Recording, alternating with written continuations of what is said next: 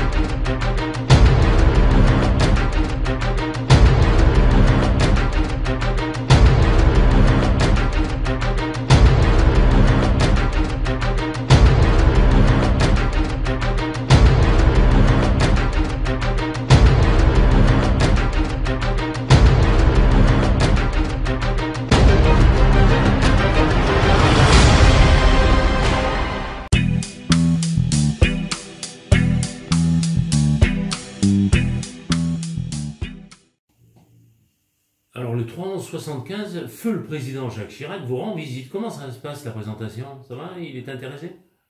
Oui, parce que Jacques Chirac découvre une unité très pointue, avec un équipement très spécifique. Ouais. On a été les premiers à utiliser l'intensificateur de brillance, donc les premières visions nocturnes qui existaient, des matériels d'écoute murales donc, en détournant un certain nombre de mécanismes classiques. Par exemple, on a utilisé l'endoscopie médicale pour voir à l'intérieur d'une pièce, parce que quand vous montez une opération, il faut comprendre ce qui se passe à l'intérieur de la crise. Bien sûr. Et tous ces équipements n'existent pas sur étagère. Bien sûr.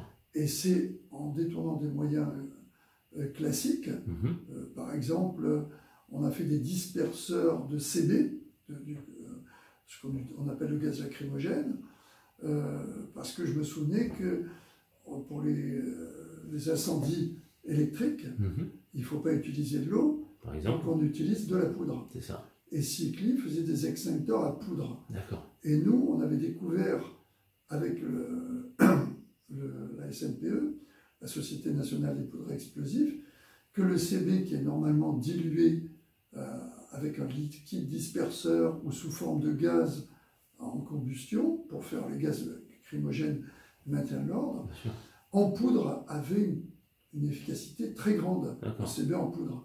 C'est-à-dire, en gros, on souffle un tout petit peu de poudre de CB ici, ça devient irrespirable, et on crée ce qu'on appelle le gaz respiratoire, qui au niveau, quand vous l'exploitez tactiquement, fait que la neutralisation est relativement facile, puisque l'homme ne peut pas respirer et peut même avoir ce qu'on appelle une angoisse respiratoire instantanée qui peut conduire à un évanouissement. Mais pour disperser ça, on n'avait rien. Ah, ouais. Vous ne pouvez pas souffler avec une pipette. D'où l'idée d'utiliser l'extincteur à poudre. On a transformé les extincteurs à poudre de chez Cycli en disperseurs de CB. Donc lui, il était bien, il regardait tout ça, ça lui plaisait. Partout, Super.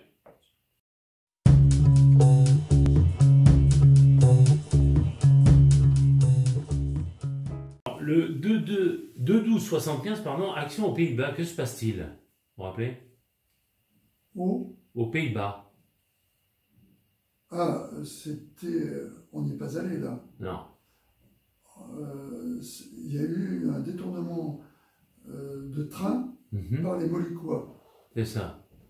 Et ils ont fait intervenir l'armée. Enfin, c'était une opération un peu débile, mais je crois même que les avions de chasse ont tiré dans la cabine du conducteur du train. Carrément. Où était réfugié le commando. D'accord. Nous, on était à ce moment-là en alerte à Villacoublay. D'accord. Avec une autre affaire. Avec une autre équipe, je crois que c'est la première fois où on s'est retrouvés réunis avec Broussard. Oui, ben justement, c'est la question d'après. Exact. Oui. Exact. Et il y avait Ottavioli, je crois, et Broussard. Et... En Pellegrini. Pellegrini, peut-être, oui. Là, c'est la grosse pagaille, quoi, au pays. Oui. Hein. On vous demande d'intervenir, vous? Oui, mais on n'y est pas allé. Oui, pas allé. On nous a demandé d'intervenir en réserve, mais on n'y est pas allé. D'accord. Alors, 5-12-75, affaire du Crédit Lyonnais, gros dilemme avec nos deux grands commissaires, Broussard et Pellegrini, pourquoi? Parce que on nous a demandé de venir, c'était à la rue Bosquet, je pense, sur comment dirais-je, une prise d'otage à l'intérieur d'une banque. C'est ça, Crédit Lyonnais. Comme ils n'avaient pas de tireur d'élite, ils se sont dit, si l'opération ne réussit pas dans la négociation, on va intervenir au moment où ils vont sortir de la banque et on va leur donner une voiture. D'accord. Et au moment où ils sont sortis, manque de chance, ils ont tripoté les phares et ils ont ébloui mon tireur qui n'a pas pu intervenir. On était au FRF1, c'était de l'autre côté de la rue. Donc ils ont pu monter dans la voiture parce qu'il y avait eu une fraction de seconde où c'était possible. Ils étaient deux, je crois, et ils avaient deux otages qui sont poussés dans la voiture. Et c'est d'ailleurs là que je développerai le premier système de radiocommande pour couper l'allumage d'une voiture. D'accord. Ce qui fait que si on avait eu ce système, au moment où il mettait la voiture en route, il n'aurait pas pu. Voilà. Mais il a mis les phares parce qu'il ne savait pas trop. Il n'avait jamais conduit une 504. D'accord. Une 504, je crois. Et puis il a un peu merdouillé. Ça l'a sauvé, puisque. Et là, Pellegrini et Broussard, c'est quoi le problème en fait, en gros? Non, il n'y a pas eu vraiment de problème. Non. Eux, après, ils ont entamé une course-poursuite. D'accord. Et puis, ils ont réussi à... La voiture a percuté sur, je ne sais plus quel pont, l'Alma, ou un pont a percuté un autre véhicule. Ils sont descendus et ils ont été arrêtés. D'accord.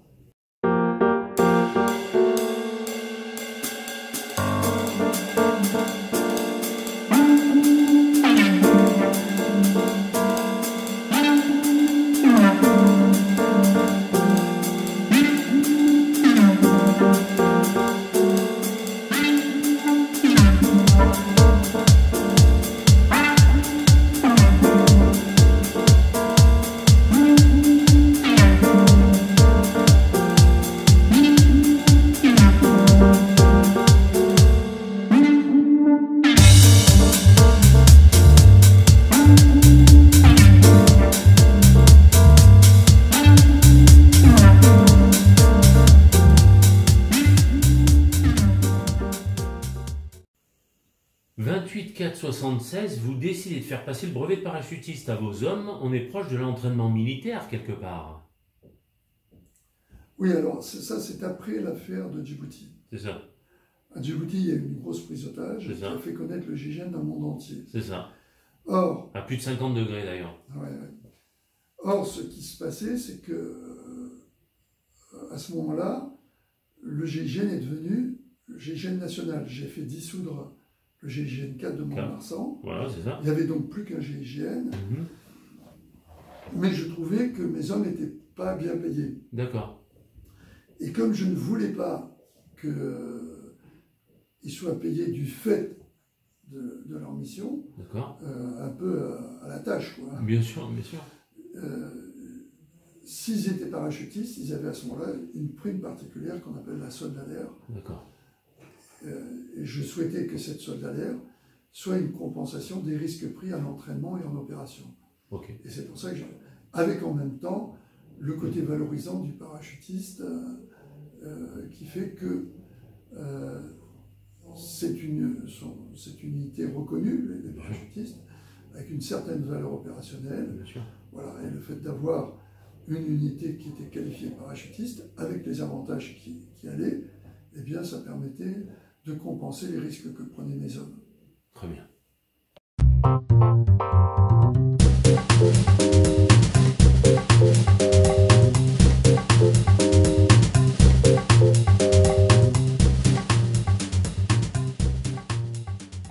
Vous avez créé une section cynophile, c'est une première pour une élite policière. Vous êtes encore sur ce coup-là un innovateur. Oui, parce que les chiens étaient utilisés en gendarmerie uniquement pour faire la recherche de personnes. Bien sûr. On utilisait les chiens pour retrouver des enfants perdus ou des gens, pareil, en état de démence perdus ou des gens perdus en montagne, etc. Donc le chien en gendarmerie à ce moment-là est un chien de piste. D'accord. Et moi je demande à faire un chien d'attaque. Ah ouais. Comme je demanderai plus tard quand j'ai créé à mes hommes, quand j'ai créé le GSPR, la sécurité de Mitterrand, de faire des chiens détecteurs d'explosifs. Ouais, par exemple. Voilà. Bien sûr. Et les chiens d'attaque du GIGN sont des chiens qui attaquent le poignet, l'arme, voilà, instantanément. La main qui tient l'arme. D'accord. Voilà. Et ces démonstrations étaient d'ailleurs très prisées, très efficaces. et très efficaces. Ah, bravo. RTL et Max Meignier vous disent, les routiers sont sympas. Relax. Max. Salut les artistes. En 1977, l'affaire Jacques Robert et notre journaliste Max Meignier pose problème. Pouvez-vous nous expliquer ce passage? Alors c'est une prise d'otage qui se déroule dans une caravelle où Jacques Robert, qui était un type un peu dérangé mentalement, qui voulait faire parler de lui, et qui avait déjà fait une prise d'otage à RTL. D'accord. Au moment de l'émission de Max Meignier, qui était très réputé à l'époque, parce qu'il faisait une émission sur les routiers. Les routiers sont sympas. Voilà, bravo. Et l'homme a été retenu comme étant irresponsable après cette prise d'otage, avait fait un peu d'asile psychiatrique, et tout d'un coup, comme ça se passe souvent avec les experts, il avait été défini comme étant quelqu'un de normal. Ah ouais, d'accord. Il avait été libéré et il a fait un détournement d'avion. Oui. Et ce détournement d'avion,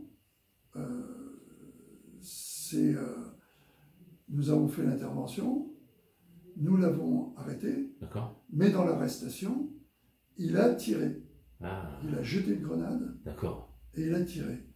Et il a tiré sur quelque chose auquel moi j'avais jamais pensé, puisqu'il y a toujours eu ce qu'on appelle le syndrome de Stockholm dans les prises d'otages, avec l'effet de sidération des otages, parce qu'un homme a voulu le désarmer au moment où nous sommes intervenus.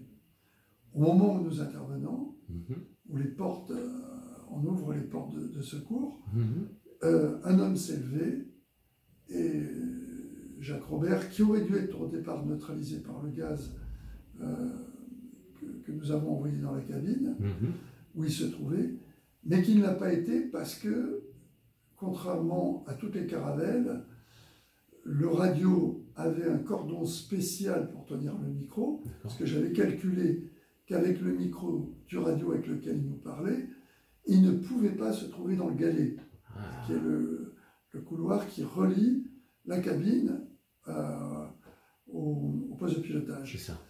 Et exceptionnellement, le radio de cet équipage amenait toujours avec lui une rallonge pour pouvoir répondre quand il se trouvait, lui, dans le galet. D'accord. Alors que le fil normal de ce micro du radio faisait qu'il aurait dû être dans le galet. Ce qui fait que, le faisant parler, au moment où je sature la cabine de pilotage, pour ne pas toucher les otages, la cabine pilotage et les otages, les otages. Il se trouve au bout du galet et il n'est pas touché par le gaz. D'accord.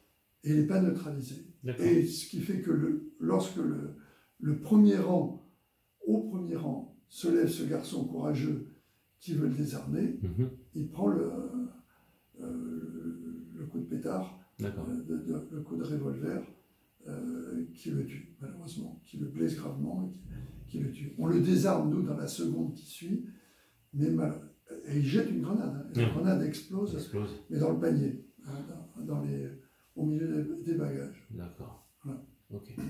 Ça chauffe en Allemagne. Le gouvernement français dirigé par Valéry Giscard d'Estaing est en accord avec le chancelier allemand Helmut Schmidt. Veulent que vous occupiez d'une mission en Allemagne. Quelle est-elle?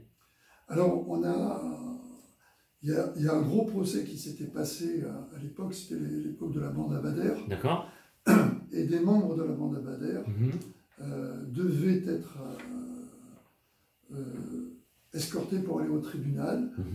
Et il a été, comme il devait y avoir des transfèrements très difficiles, avec une problématique, parce que ça se passait à Berlin, on nous a demandé d'effectuer ces transfèrements pour être sûr que le tribunal qui allait les juger, sur le chemin de ce tribunal, la bande Abadère, ou ceux qui restaient, qui étaient à l'extérieur, ne montraient pas une opération. Voilà. D'accord.